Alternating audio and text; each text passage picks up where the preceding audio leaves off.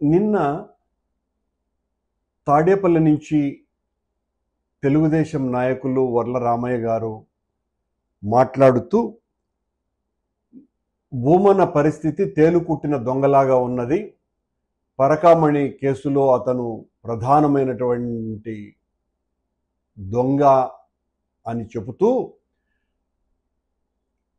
ఆ నిందితుడు రవికుమార్ ఇచ్చినటువంటి ఆస్తులను నేను చాలా తక్కువ ధరకు లీజుకి ఇచ్చానని, అలాగే నిందితుడు రవికుమార్ నా కుటుంబ సభ్యులతో ఎన్నోసార్లు ఫోన్లో మాట్లాడినారు. ఆ కోణం నుంచి కూడా పరిశీలన చేయాలి, విచారణ చేయాలని వారు చెప్పడం జరిగింది. చంద్రబాబు గారి మాటలని రామయ్య గారి గొంతుకలో వినిపించటం జరిగింది అన్నది చాలా స్పష్టంగా అర్థమవుతుంది. నేను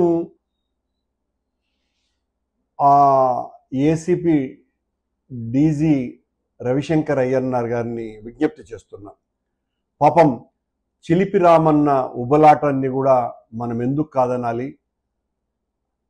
తప్పనిసరిగా చంద్రబాబు గారు ఏమైతే కోరుకొని రామన్న గొంతుకలో వినిపించారో ఆ కోణంలో కూడా నా మీద విచారణ చేయమని విజ్ఞప్తి చేస్తున్నా.